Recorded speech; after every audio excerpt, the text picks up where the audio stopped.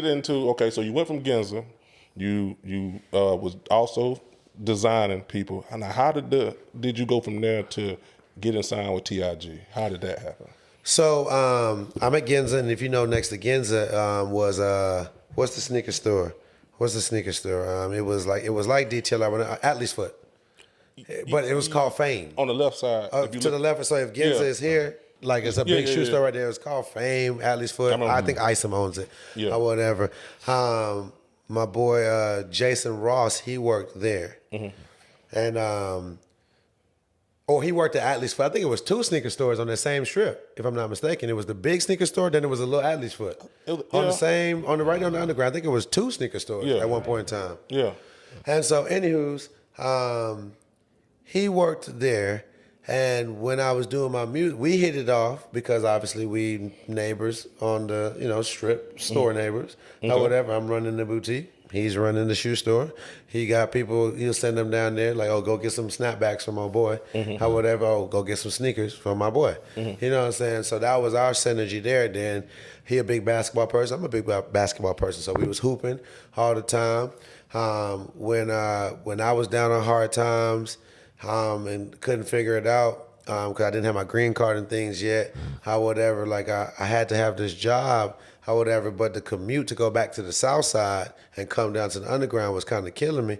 So they let me sleep on their floor or their couch or whatever, because they had a house on the west side, him and his brother. Wow, okay. And so I'll be over there, you know what I'm saying, boom, boom, boom, and we just got really, really cool. I said that to say he was taking me to the studio when I found the studio to do my recordings.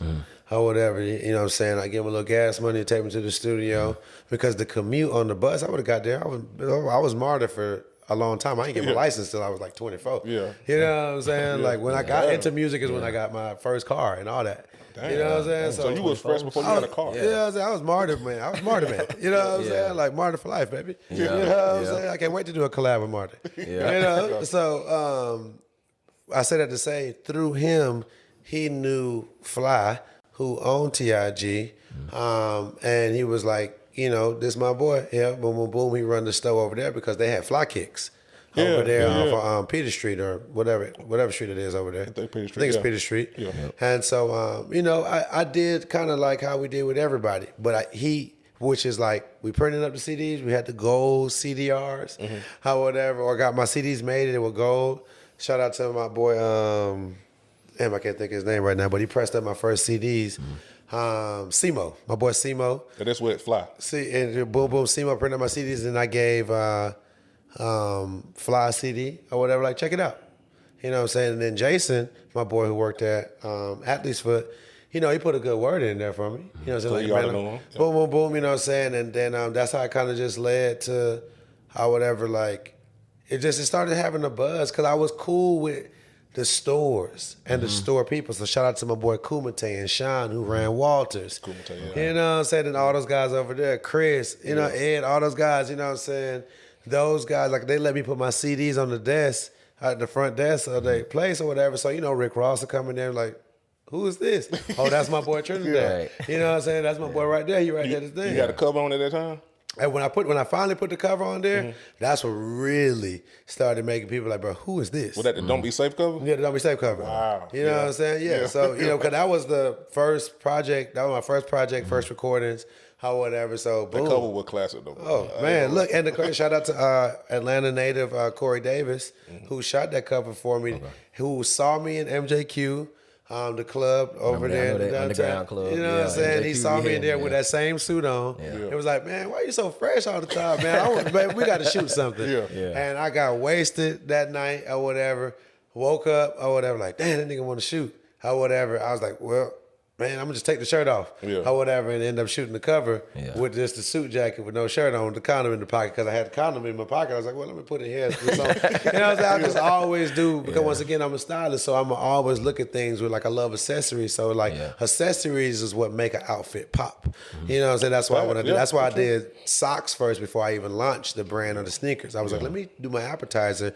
It's the pandemic. Let me do the socks first with the dad socks or whatever, you know what I'm saying, to see if people will even buy something from me. It's the pandemic. People shopping, but will they shop with me? Because I ain't sold nothing in a minute. And, it ended up being a hit. Shout out to my boy Kyle, the knitter, who I do it with. We like one of the only black-owned factories in Atlanta. We make the socks here in America. So in Atlanta made. So it's a blessing. Do you think that your look, when All Gold Everything came out, because I think it was like a couple of things. The song was different from everything that was out, how it sounded, to your look, as far as your fashion sense. And bro, you had probably the saying of the summer, like, or whatever it was, winter, whatever the fuck it was. Pop them all, I'm sweating. Right. Like all of it seemed like everything just came together at the right time. What do you think more contributed to it for it to blow up the way it did? Well, the things you said, those three things. Yeah. I mean, it's talent meets product meets timing is what equals success in this game. Yeah. You know what I'm saying? Show me different. If anybody thinks different, show me different. You got to have the talent first. Talent. Your product got to be on point. Facts. Or whatever. And then the rest of it is timing. And it's not your timing. We already know it's God's timing. You know what I'm saying? It's not because people will drop the best product at the wrong time and go over deaf ears.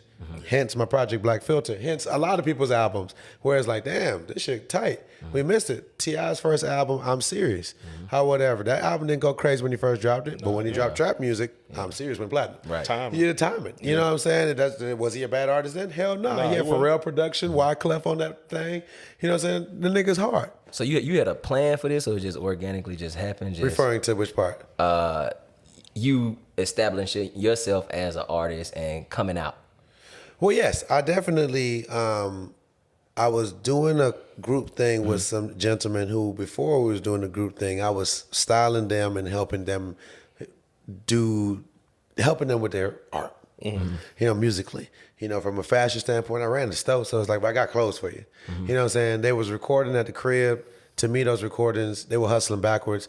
I found them a studio to record in. You know what I'm saying? And me recording my first song came from them being late to the studio session that I booked for them. And I was like, man, I'm finna use this time. Right. And just did a song or whatever. And then by the time they got there, I was finished with the song. And the engineer, shout out to my boy Fly, not that Fly you think about, but another Fly. He was like, oh, you recorded the song, and he played it for them or whatever. And it's like, oh, this is hard. Or whatever, you know what I'm saying? So that was like that small subconscious confidence that they put in the back of my head, but whatever, you know what I'm saying? I was like, man, I'm here focused on y'all, because I'm in the streets. I'm running the store, how whatever, I'm hustling on the side, I'm selling sneakers, you know what I'm saying? I'm all over the place with it, how whatever. But, I'm a stylist at heart, so I'm a servant.